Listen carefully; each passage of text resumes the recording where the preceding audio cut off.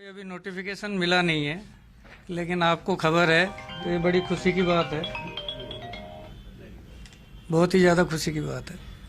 Sir, अभी कुछ देर पहले राज्यपाल ने आपके नाम का अनुमोदन करके राज्य सरकार को फाइल भिजवाई है, तो हम इस चीज़ को लेकर आश्वस्त हैं कि राज्यपाल के यहाँ से आपकी फाइल को मंजूरी मिल गई है।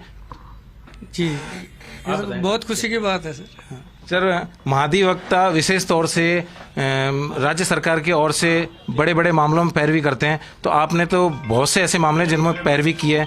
पिछला भी जो मामला ऐसा है 2023 का सौम्या गुजर वाला, तो उसको लेके क्या कहेंगे? नहीं, ये तो महाधिवक्ता के जो काम है वो काम शिद्दत से करने के लिए हम कोशिश करेंगे, अपनी जितनी क्षमता है उसके हिसाब से बहुत अच्छा करेंगे। जी सर, आप शुरू से ही बहुत बहुमुखी व्यक्तित्व के धनी रहे हैं। आपने सीए भी किया है और एलएलबी राजस्थान यूनिवर्सिटी से की है। उसके बाद किस तरीके से आपने क्या क्या कोई ऐसे मोस्ट ऑर्डर करवाए हैं, तो उनके लिए ज़रूर थोड़ा। नहीं, ऑर्डर्स की डिटेल्स कोई नहीं होती है, लेकिन हाँ काफ़ी महत्वपूर्ण मुकदमों में, क्योंकि 85 से लगातार वकालत कर रहे हैं तो उनमें पैरवी करते रहे हैं। परिणाम तो जो न्याय निर्णय करते हैं वो होता है। अपनी तरफ से मेहनत करके कोशिश करते हैं, बस यही।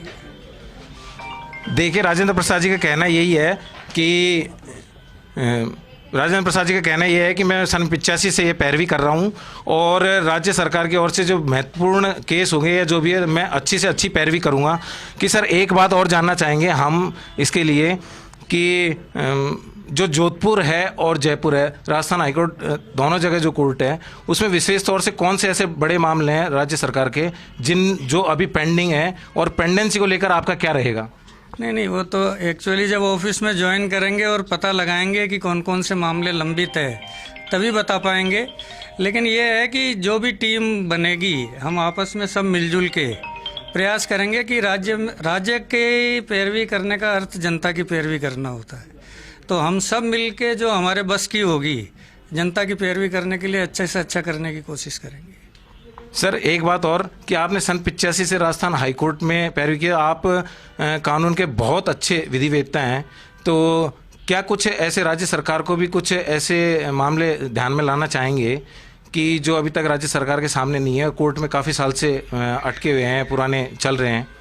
नहीं सर, क्या है कि ये सब बातें जब तक ऑफिस एज्यूम नहीं करें और वहाँ की पोजीशन का पता न लगाएं, अभी तो ऐसा कुछ दिमाग में है ही नहीं ना। तो वहाँ जब जैसे ही हम काम करना शुरू करेंगे तो जो आवश्यक होगा वो सरकार को राय भी देंगे और कोशिश करेंगे कि जितना जल्दी न्याय लोगों को मिले उसके लिए जो भी सत्प्रयास किए जा सकते हैं वो करने की कोशिश करें।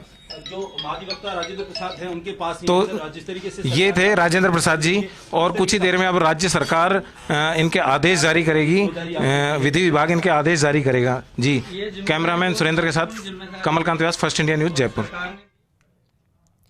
तो देखिए, खास बातचीत की गई फर्स्ट इंडिया न्यूज के साथ, और आपको बता दें कि सीनियर एडवोकेट राजेंद्र प्रसाद राज्य के नए महाधिवक्ता बने हैं और पदानुक्रम से प्रदेश के 19वीं महाधिवक्ता बने हैं राजेंद्र प्रसाद। और आपको बता दें कि राज्यपाल कलराज मिश्र ने राज्य सरकार को नियुक्ति के लिए अनुमोदन किया। 4 जून 1962 को नागौर जिले की परबतसर तहसील के रीड गांव में जन्मे हैं राजेंद्र प्रसाद। और आपको ये भी बता दें कि स्वर्गवासी गंगा प्रसाद लड्ढा के घर जन्मे हैं राजेंद्र प्रसाद। गांव से स्कूली शिक्षा प्राप्त की और उसके बाद 1981 में बीकॉम इनके द्वारा किया गया। बीकॉम के बाद 1985 में राजस्थान यूनिवर्सिटी से एलएलबी इन्होंने की और उसके बाद 1986 में चार्टर्ड अकाउंट की उपाधि उन्होंने प्राप्त की। तो वही 24 अगस्त 1985 को बीसीआर में वकील के रूप में नामांकन कराया। तब से राजस्थान हाईकोर्ट में प्रैक्टिस कर रहे। और आपको बता दें कि 1972 से 1978 तक विभिन्न प्रकार के प्रथम और द्वितीय पुरस्कार भी इन्होंने प्राप्त किए हैं। 1972 से 1978 तक सिल्वर और गोल्ड मेडल भी प्राप्त कर चुके हैं। 1980 में सीए इंस्टीट्यूट से मिल चुका है बेस्ट स्पीकर का अवार्ड। तो देखिए, 1983 में अंग्रेजी में वाद विवाद प्रतियोगिता में भी इन्हें अवार्ड मिला। तो बहुत सारे अवार्ड भी इन्होंने अपने नाम किए हैं और 19वें अधिवक्ता बने हैं राजेंद्र प्रसाद। इनका ये सफर कैसा रहा वो भी हम आपको बता रहे हैं। तो आपको बता दें कि 19वीं महाअधिवक्ता बने हैं राजेंद्र प्रसाद। राज्यपाल कलराज मिश्र ने राज्य सरकार को नियुक्ति के लिए अनुमोदन किया है। बड़ी जानकारी इस वक्त की आपको दे रहे हैं और आपको बता दें कि 4 जून 1962 को नागौर जिले की परबतसर तहसील के रीड गांव में जन्मे हैं राजेंद्र प्रसाद।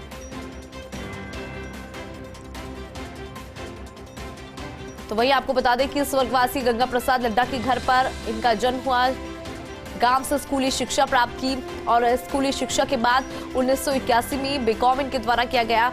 और देखिए बीकॉम के बाद 1985 में राजस्थान यूनिवर्सिटी से एलएलबी की, पहले बीकॉम और उसके बाद आरयू से एलएलबी की और फिर 1986 में चार्टेड अकाउंटेंट की उपाधि इन्होंने प्राप्त की। 24 अगस्त 1985 को बीसीआर में वकील के रूप में नामांकन करवाया और तब से राजस्थान हाईकोर्ट में प्रैक्टिस कर रही हैं। 1972 से 1978 तक विभिन्न प्रकार के प्रथम और द्वितीय पुरस्कार भी प्राप्त कर चुके हैं। 1972 से 1978 तक सिल्वर गोल्ड मेडल भी इन्हें मिल चुके हैं। 1980 में सीए इंस्टीट्यूट से इन्हें बेस्ट स्पीकर का अवार्ड भी मिला था और 1983 में अंग्रेजी में वाद विवाद प्रतियोगिता में भी अवार्ड मिल चुका है। राजेंद्र प्रसाद राजस्थान के महाधिवक्ता होंगे, लेकिन उनका कैसा रहा सफर वो भी हम आपको समझा रहे हैं। तो देखिए, सीनियर एडवोकेट राजेंद्र प्रसाद राज्य के नए महाधिवक्ता बने हैं। फर्स्ट इंडिया की खबर की विश्वसनीयता पर एक बार फिर से मुहर लगी है। फर्स्ट इंडिया ने 1 दिसंबर 2023 को इसके संकेत दे दिए थे। आज से 2 महीने पहले ही संकेत दे दिए गए और देखिए 19वें महाधिवक्ता नियुक्त हुए हैं राजेंद्र प्रसाद। कुछ देर में विधि विभाग करेगा आदेश जारी, कुछ ही देर में आदेश भी आ जाएंगे और नई सरकार के गठन के बाद 4 दिसंबर से पद रिक्त था।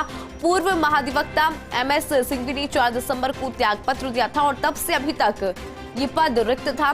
आपको जानकारी दे दें कि संवैधानिक, चुनाव, सिविल, कॉर्पोरेट और रेवेन्यू सहित जनहित याचिकाओं में राजेंद्र प्रसाद को विशेषज्ञता हासिल है। 2023 में सौम्या गुर्जर बनाम राज्य सरकार केस में भी इन्होंने सफलता पाई थी। और देखिए, फर्स्ट इंडिया न्यूज की खबर पर एक बार फिर से मुहर लगी है क्योंकि 1 दिसंबर 2023 वो तारीख है जब फर्स्ट इंडिया न्यूज ने ये संकेत दे दिए थे और एक बार फिर से इसी खबर पर मुहर लगी है। आपको बता दें कि कुछ ही देर में विधि विभाग आदेश जारी कर देगा। नई सरकार के गठन के बाद 4 दिसंबर से पद रिक्त था और पूर्व महाधिवक्ता एमएस सिंघवी ने 4 दिसंबर को त्यागपत्र दिया था, तब से ये पद रिक्त था।